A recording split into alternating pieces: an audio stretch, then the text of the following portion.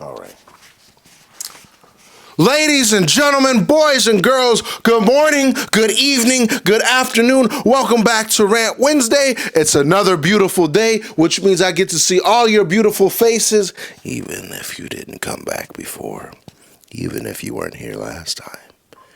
Even if you've never watched. I appreciate you guys for watching. I appreciate you guys for stopping by. Well, my door is always open for you to come in and enjoy some rants. And if everybody wants to know how you can support Rant Wednesday, go to bootyhustlers.com where we have apparel and stickers for you guys. If you don't want a sweater, you can get a sticker. If you don't want a sticker, you can get a sweater.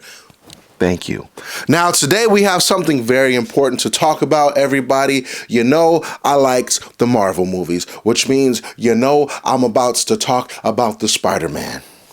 And when I say this is probably one of the greatest movies I've ever watched, animated-wise, cinematically-wise, and altogether superhero-wise outside of DVD releases, I must say it's a 10 for 10 in the vibes. But the movie doesn't hold up to the standard of the first one. Let me tell you something. Very rare in cinematic history does the second movie outdo the first. Terminator, first movie, great. Second movie, that's how you make a movie. That is how you make a movie. Top Gun 1, great. Top Gun 2, goddamn sequel took forever, but that's how you make a movie. And Spider-Man is one of those movies from A to B, knocks every point and checks off every box. Is this a movie for kids? Yes. Is this a movie you can go see with your girlfriend even if she doesn't like comic book movies? Yes, because the reason why is it tells a great story. It's a coming of age story for Miles Morales, and now he's dealing with different issues from the first movie. The first movie, he didn't really know how to use a Spider-Man sense. He really didn't know how to be Spider-Man, but he really didn't ask to be Spider-Man. But now in this movie, he knows he's Spider-Man. He feels he's Spider-Man, and you can see like he going through puberty, so he got a little hair on his balls, a little hair on his little peach fuzz right here, and that's the cool thing because it's relatable, because we all went through that phase where we thought we were the shit. We thought we were the Riz Lord. We were just all goofy teenagers. And that's really what he is in this movie. He's dealing with adolescence, trying to do the hormonal thing, but also doing the thing that makes Spider-Man Spider-Man, dealing with an everyday life with the secret identity. And you can see he juggles that semi-well now, but also he's trying to do it while being in his school life and being around his parents. And the whole thing about this movie is that they make everything make sense. A lot of these Marvel movies these days, you sit there and you're watching and you're like, what's this? What the fuck is this, motherfucker? Huh? What's this? What am I watching? Who made this and why did you choose to do this? Is this just a cash grab, or do you really care about your cinematic masterpieces you make? This is one of those movies that makes you care about each character in the movie. It makes you feel emotionally attached and relatable to each character in the movie, because we've all been through somewhat a vibe through anybody you can relate in the movie. You got cool looking Spider-Man, you got a dinosaur Spider-Man, you got a horse Spider-Man, you got a handy capable Spider-Man. And the cool thing about that is when you're watching this movie, because I'm not trying to spoil it for you, you're watching this movie and like, fuck, this is really good. So to explain the premise of the movie, this Spider-Man in this movie, Miles Morales, is trying to find his way still in a way, but then at the same time he's thinking about Gwen Stacy, and Gwen Stacy was his little short undercut boo thing from the last movie, and vice versa. She thinking about her boo thing, Miles Morales. But as they say in every Spider-Man, when Gwen Stacy ends up with Spider-Man, they all don't end well. But also it's realizing in this movie the purpose of all the Spider-Man in the movie.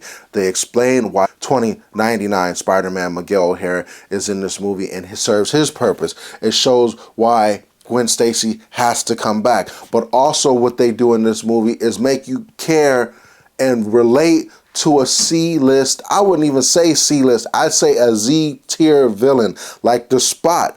The Spot is a person that I would never have thought could create such a magnitude of destruction based off of something that doesn't even supposed to be. Like when you think about characters, you think about like Kingpin, Mysterio, Venom, Kraven the Hunter, Rhino, Scorpion, Doc Ock, the Lizard, Carnage, and other Spider-Man villains that are heavy hitters. But the way they make this villain a heavy hitter and his backstory and origin is so great because all of that ties into the first movie. And when you see it, you're like, oh, but they don't pull one of those, oh, you should remember who this person is. They pull, oh, this is who this person is. And you're watching, you're like, wow, this is great storytelling, because even as a villain, you feel for the villain, or at least I did, just a normal dude who had a super bad day, which can be any one of us, and that is the great part of it. And as you go on and you watch the movie, and eventually you see Miles Morales figure out, I'm him.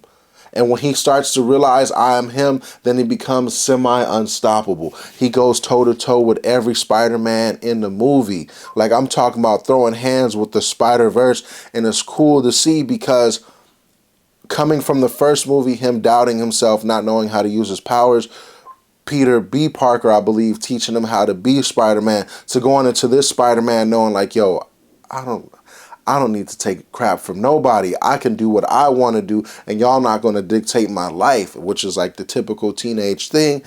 And he goes and does that. And it's great to see how it plays out. All the plot twists in the movie, all the art styles in the movie, which were super dope and super great. I have nothing to complain about. All I have to complain about is, Marvel, take notes. Sony is mopping the water, taking the mop water, and just trying to mop you guys up. That's what I like to see when people take their time to make a movie. They're not rushed. They're not a cash grab. And of course, making a movie, you're worried about the income of you're worried about the income of the movie. But this movie had no issues with that. It wasn't like I sat down here and I was like, what am I watching? What is this nonsense? It was never like that. It was like, yo, I am heavily invested in something I didn't even know I was supposed to be invested about. So Spider-Man, the new Spider-Man movie, I'm going to give this a smooth 8.75 out of 10. Reason 8.75 out of 10, the movie's kind of long, and there's parts where we could have been like, wrap this up, bro. Wrap this up. But from a storytelling aspect and a Marvel fan, you can understand why they had to do it that long. And there also will be a sequel to this movie, which is great because the last one ends in like a cliffhanger. Like the last one ends with Miguel O'Hara. But the cool thing is they explain that kind of going into this movie. There's no like jump cuts or anything, which I liked. And people, you know what time it is. You know what time it is. Way away from here I'll be.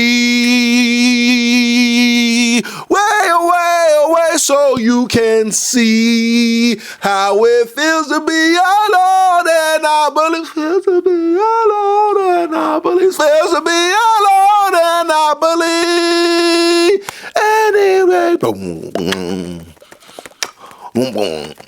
Let me stop. I got to get to editing this, people, because you know the Apple people going to try to get my computer again. You know what? Let's make a rant next week about customer service. Till then, be safe. See you later. And I know where you use the bathroom.